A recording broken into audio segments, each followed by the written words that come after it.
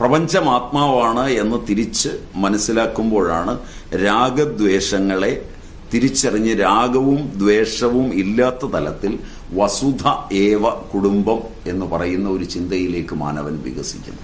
അല്ലാതെ വ്യക്തി എന്ന നിലയിൽ സമ്പാദിക്കാനോ മറ്റുള്ളതിനോ ഒന്നും പര്യാപ്തമായ തലത്തിലല്ല ഇത് രൂപപ്പെടുത്തി വെച്ചിരിക്കുന്നത്. ഇതിന്റെ ബഹിരംഗ സാധന പോലും രൂപപ്പെടുത്തി വെച്ചിരിക്കുന്നു. അന്തരംഗ സാധനയിലേക്ക് കടന്നാൽ ശരീരമാത്മാവാണ്. അതിനാണ് യോഗശാസ്ത്രത്തിലെ ആസനം എന്ന് പറയുന്ന പരിശീലനം മുഴുവൻ. സ്വച്ഛന്തമായി സുഖമായി ഒന്നിരിക്കാൻ. ഇരുപ്പുറയ്ക്കായികയാണ് ജീവിതത്തിന്റെ ഏറ്റവും വലിയ പ്രശ്നം. ഒരിടത്തിരുന്ന് നോക്കുമ്പോഴാണ് അറിയുന്നത് എനിക്ക് സമാധാനമായിരിക്കാൻ കഴിയില്ല. കാല് സമ്മതിക്കുന്നില്ല, കൈ സമ്മതിക്കുന്നില്ല, നടു സമ്മതിക്കുന്നില്ല. ഇന്നത് വളരെ കൂടുതലാണ്. പഴയ കാലത്ത് പറമ്പിൽ കിടക്കുന്ന 2 കല്ല് മതി ഒന്ന് കക്കുസിപ്പോയി. ഇന്ന് എന്തെല്ലാം ഉണ്ടായിട്ടും കക്കുസിപ്പോൻ പറ്റില്ല. രാവിലെ എഴുന്നേറ്റിട്ട് വീട്ടിൽ നിന്ന് ഇത് ശരിയാകാതെ കോടതി വന്നിട്ട് കോടതി കയറി നോക്കിയിട്ട് ശരിയാകാതെ ഒക്കെ എന്തെല്ലാം ബുദ്ധിമുട്ടിലാണ് ഓടുന്നത് എന്ന് നിങ്ങൾ ആലോചിച്ചാൽ നിങ്ങൾക്കിത് ബോധ്യമാവും. കാരണം ഇരിപ്പുറയ്ക്കുന്നില്ല. എല്ലാ തരത്തിലും സുഖാസനത്തിലിരുന്ന് ഈ കാര്യങ്ങളൊക്കെ നടത്താൻ പരിപാടികളുണ്ട്. നേരാവണ്ണമൊന്നും ഇരിക്കാൻ പറ്റില്ല, നാമം ജപിക്കാനിരിക്കാൻ പറ്റില്ല, തൊഴിലിനിരിക്കാൻ പറ്റില്ല, കോടതിയിലൊരു അരമണിക്കൂർ നേരം ഇരിക്കാൻ പറ്റില്ല. ഇരിക്കാൻ പറ്റാത്തത് കൊണ്ടാണ് ചിലപ്പോൾ മറ്റൊരാളെ ഏൽപ്പിച്ചിട്ട് മാറുന്നത്. അറിയാൻ വയ്യായിട്ടല്ല, ഇത് ഇന്ന പോലൊക്കെ മതി, ഇതാണ് അതിൻ്റെ പോയിന്റ്സൊക്കെ, നീ പോയി നോക്ക്, നിന്ന് എന്നെ കൊണ്ട് പറ്റില്ല. ഇരിപ്പുറയ്ക്കാഞ്ഞിട്ടാണ്. ഓഫീസിലിരിക്കാൻ പറ്റില്ല. ഓഫീസിലിരിക്കുമ്പോൾ അല്പനേരം ഇരിക്കുമ്പോൾ തോന്നും കമ്പ്യൂട്ടറിൽ വല്ലതും ഉണ്ടെങ്കിൽ അത് നോക്കിക്കളയാം. അത് ആദ്യം ഡിക്ഷണറി നോക്കുന്നതാണ് ഇഷ്ടം എന്ന് പറഞ്ഞുകൊണ്ട് ഡിക്ഷണറിയെ നോക്കാൻ തുടങ്ങും. ഡിക്ഷണറിയിൽ നിന്ന് പതുക്കെ ലോക വിവരങ്ങളിലേക്ക് പതുക്കെ കയറണം തോന്നും. ലോക വിവരങ്ങളിൽ നിന്ന് പിന്നെ ബാക്കി കാര്യങ്ങളിലേക്ക് കയറണം തോന്നും.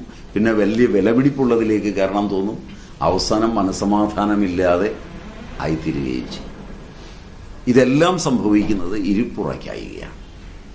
ഒരിടത്ത് സമാധാനമായി സമീചീനമായി ഇരിക്കാൻ കഴിയണം. അതിനാണ് ആസനം. ഇത് വളരെ വിപുലമായ പഠനമാണ്, വളരെ നാളത്തെ പഠനമാണ്, വളരെ നാളത്തെ പരിശീലനമാണ്. അപ്പോൾ അവരുടെ ശരീരമാണ് ആത്മാവ്. ഞാൻ പ്രാണൻ ആത്മാവാണ്. അനേകം പേർ ശ്വസിച്ചിട്ട് വിട്ടതും അനേകം സസ്യങ്ങൾ രൂപാന്തരപ്പെടുത്തിയെടുത്തതും ആഹാരമായി ശരീരത്തിലേക്ക് കയറുന്നത് പോലെ തന്നെയാണ് നമുക്ക് ശ്വാസപ്രശ്വാസങ്ങളായി കയറുന്നത്. മൂക്ക് അടയ്ക്കുമ്പോഴോ ജലദോഷം വരുമ്പോഴോ ആണ് പരമപ്രാധാന്യമുള്ള ശ്വാസോച്ഛ്വാസത്തെ അജ്ഞനായ മനുഷ്യൻ പരിഗണിക്കുന്നത്. പ്രാണനെ എങ്ങനെ നിയന്ത്രിച്ച് ആയുർദൈർഘ്യത്തെ കൂട്ടാം, എങ്ങനെ കോശങ്ങളിൽ സദാ ജീവശക്തിയെ നിലനിർത്താം.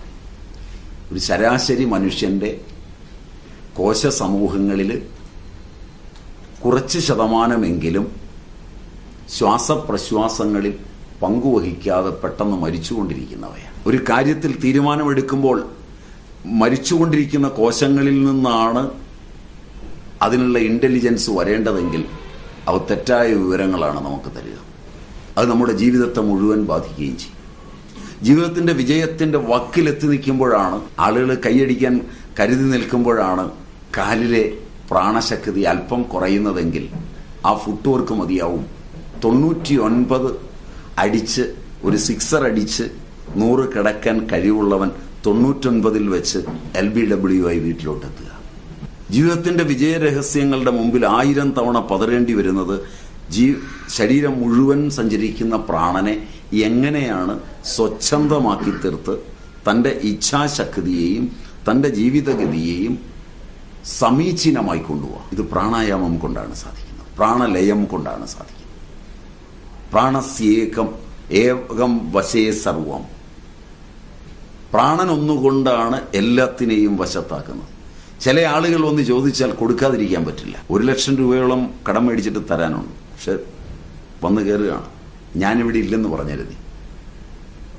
പക്ഷെ അയാൾ വീട്ടിലെത്തിക്കഴിയുമ്പോഴേക്ക് ഇല്ലെന്ന് പറയാൻ പറഞ്ഞവൻ തന്നെ ഇറങ്ങി വരികയും സുഖം ചോദിക്കുകയും വീണ്ടും ചോദിക്കുന്ന 50,000 രൂപ മിണ്ടാതെ എടുത്തു കൊടുക്കുകയും ചെയ്തു വിടുന്നത് അവൻ്റെ പ്രാണശക്തിയുടെ ലയസാധ്യത കൊണ്ടാണ്.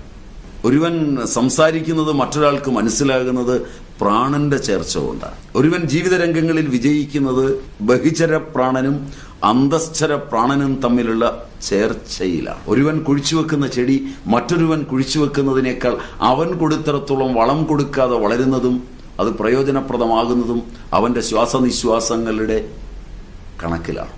ഇങ്ങനെ ചില അറിവുകളാണ് അന്തരംഗ സാധനയിൽ ഭാരതീയർ വളർത്തിയെടുത്തത്.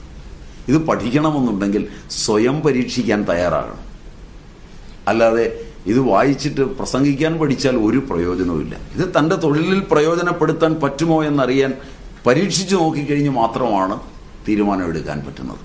ഇത് പ്രാണായാമം കൊണ്ടാണ്.